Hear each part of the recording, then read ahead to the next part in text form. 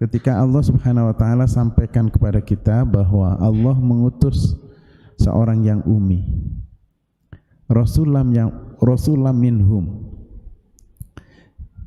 menghadirkan seorang yang ummi, rasulam minhum, yang diutus untuk mereka.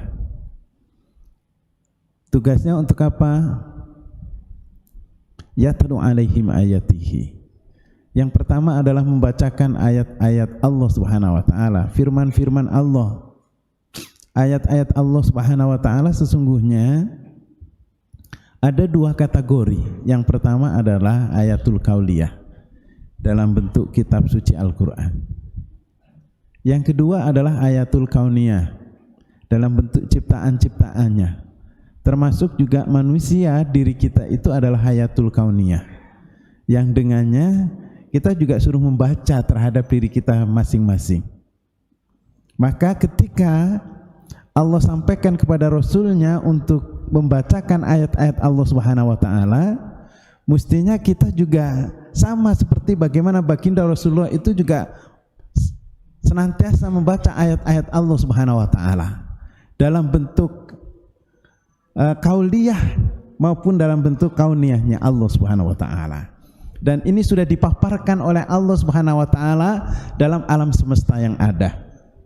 Dan fonemena-fonemena itulah yang mestinya kita baca untuk kemudian kita mendapatkan ibrah, untuk kemudian kita lakukan dalam bentuk sebuah kebaikan-kebaikan. Kemudian hadirin yang dirahmati Allah Subhanahu wa taala, ternyata tugas yang pertama ketika dibacakan ayat-ayat Allah Subhanahu wa taala, tugas yang kedua adalah wa yuzakkihim. Baginda Rasulullah hadir dalam rangka untuk mensucikan jiwa-jiwa mereka, jiwa-jiwa manusia, jiwa-jiwa kita semuanya disucikan oleh Allah Subhanahu wa taala melalui utusan baginda Rasulullah Muhammad SAW.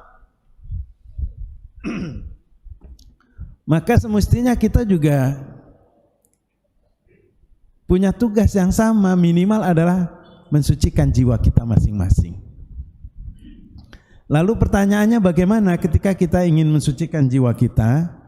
Dalam berbagai buku itu banyak ditulis oleh para syekh kita tentang tazkiyatun nafs, bagaimana mensucikan jiwa kita. Karena sesungguhnya Allah Subhanahu wa taala sudah sampaikan kepada kita, kalau kita sering sholat duha di rakaat pertama ada surat As-Sam, setelah kita membaca Al-Fatihah itu Allah sampaikan kepada kita fa'alhamaha fujuraha wa taqwaha.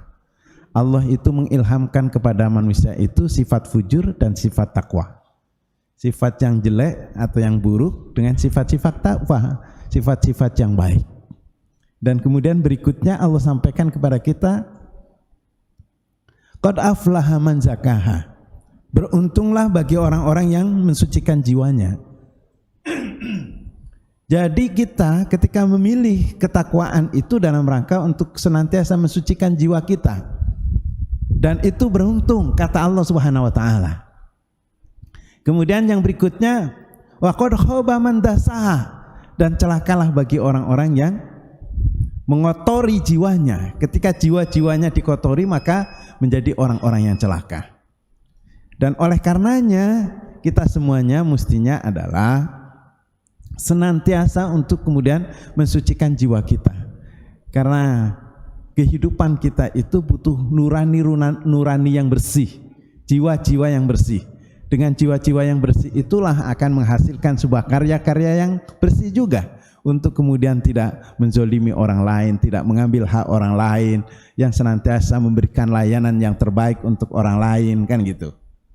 Mestinya seperti itu. Dan banyak trik-trik yang mungkin juga bisa kita kaji bersama.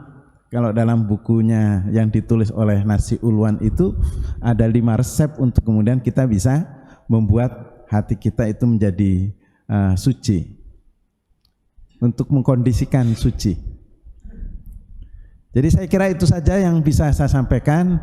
Minimal kita akan kaji bagaimana 5M. Yang pertama muahadah, kemudian muraqabah, muhasabah, muaqabah, mujahadah itu adalah bahagian yang nanti akan terlihat bagaimana kita bisa mensucikan jiwa kita. Allahu a'lam bishawab. Subhanakallahumma wa bihamdika asyhadu alla ilaha illa anta astaghfiruka wa atubu ilaik.